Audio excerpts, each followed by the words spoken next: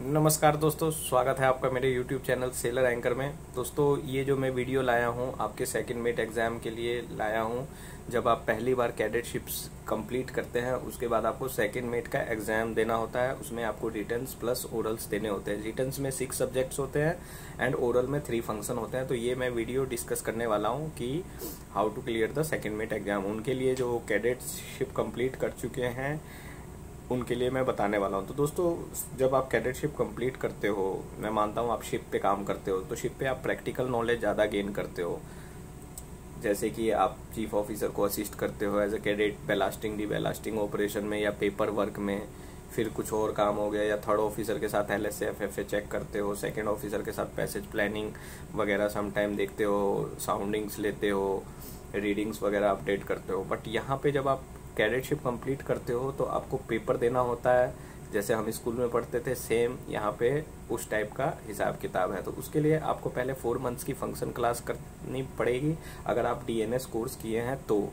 अगर शायद आप BSc नॉटिकल साइंस किए हैं 3 ईयर तो 4 मंथ्स की फंक्शन क्लास की जरूरत नहीं होती है। फिर फंक्शन क्लास के बाद आपको सेम आपने कैडेटशिप में पढ़ा था वही चीज़ यहाँ भी है। वही सारी बुक्स आपके काम आती है। अगर आपने वहाँ पे अच्छे से पढ़ा है तो यहाँ पे आपको उतनी प्रॉब्लम नहीं होगी।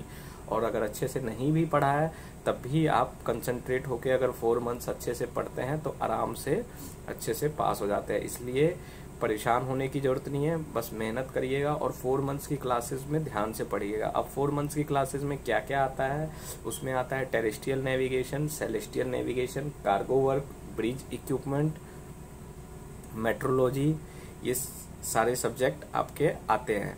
तो अब ये सारे पास आपको करने होते हैं। टोटल 6 सब्जेक्ट्स है, ये 6 के 6 सब्जेक्ट आपको पास करने होते हैं, जिसमें सबसे ज़्यादा टेरेस्ट्रियल नेविगेशन और सेलेस्टियल नेविगेशन में हमें ध्यान देना पड़ता है, जिसमें chart work, principle of navigation, practical of navigation, ये सारे सब्जेक्ट आते हैं। तो इनमें पासिंग परसेंटेज भी ज़्यादा होती है, 70% होती है। अगर ये चीज़ें आपने अच्छे से पढ़ी है तो फिर कोई प्रॉब्लम नहीं आता। सेकेंड मेट पास करने के लिए आपका न्यूमेरिकल्स होना, स्ट्रॉन्ग होना बहुत ज़रूरी है, क्योंकि हर सब्जेक्ट में अगर आप शिप स्टेबिलिटी में भी जाओगे उसमें भी MV हिंदशिप के न्यूमेरिकल आते हैं जो कि आपको पास कराते हैं। कार्गो वर्क में भी न्यूमेरिकल्स हैं जो आपको पास कराते हैं।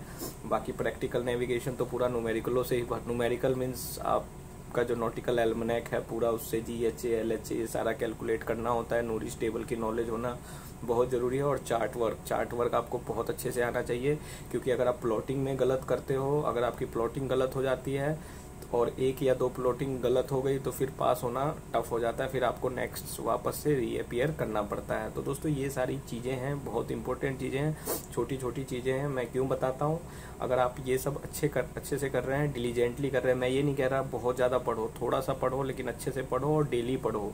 डेली पढ़ने से दोस्तों क्या होता है कि लास्ट के एग्ज़ाम के टाइम में बर्डन कम हो जाता है। नहीं तो हम ऐसा लगता है यार अभी तो 3 महीने हैं, अभी तो 4 महीने आराम से करेंगे, और करते करते समय बीत जाता है और फिर हम प्रॉब्लम में आ जाते हैं। फिर एग्जाम से 2 दिन पहले 1 दिन पहले ऐसे किताब उठाते हैं, कभी ये बुक उठा रहे हैं, कभी वो बुक उठा रहे हैं, तो उसमें काफ़ी दिक्कत हो जाती है। तो दोस्तों, ये तो मैंने आपको रिटन एग्जामिनेशन के बारे में बता दिया।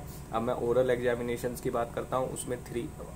उससे पहले एक और होता है सिग्नल मोर्स कोड का एग्जाम। आपने सुना होगा, डिड्डा डाडा डिड्डा, वो जो लाइट फ्लैशिंग का होता है वो भी बहुत इंपॉर्टेंट है। मेरे टाइम में पासिंग मार्क्स उसमें 90% थी, बट शायद बाद में 70% की थी। अभी रिसेंटली पता नहीं उसमें क्या पासिंग मार्क्स है, तो उसको भी बहुत ध्यान से आप करिए प्लीज़, आप आराम से पास हो जाएंगे। उसकी शायद 4 या 5 डेज़ की क्लासेस भी होती हैं, अगर वो भी ले सकते हो, या खुद से भी प्रैक्टिस, हमने खुद से प्रैक्टिस करी थी, तो वो भी एक एग्ज़ाम होता है। उसके बाद आपको ओरल्स की प्रिपरेशन करनी होती है। ओरल्स की प्रिपरेशन बहुत इंपॉर्टेंट है, क्योंकि अगर आपने रिटर्न की प्रिपरेशन अच्छे से करी है तो ओरल की प्रिपरेशन अपने आप हो जाती है, क्योंकि वहाँ पे आपने सारे कन्वेंशंस ये सब पढ़े हुए हैं।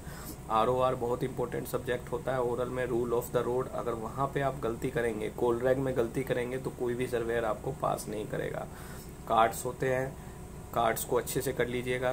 कार्ड्स आपको आजकल ऑनलाइन भी ऐप्स में मिल जाते हैं, नहीं तो हार्ड कॉपी भी कहीं से मिल जाती है।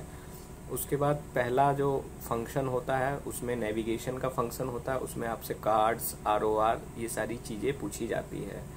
फंक्शन 2 जो होता है वो कार्गो वर्क से रिलेटेड होता है दोस्तों। उसमें कार्गो वर्क का पूछा जाता है।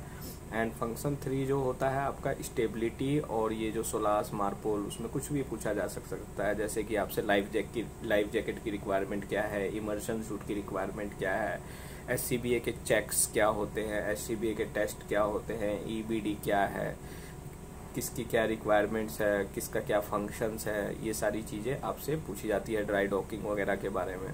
तो थोड़ा थोड़ा आप पढ़ेंगे बेसिक इनिशियल स्टेज में तो आराम से क्लियर हो जाता है, और नहीं भी होता है तो वापस से मेहनत करके आप कर सकते हैं। आपके पास ज़्यादा परेशान होने की ज़रूरत नहीं है, बस मेहनत करते जाइए, ज़रूर सफलता आपको मिलेगी।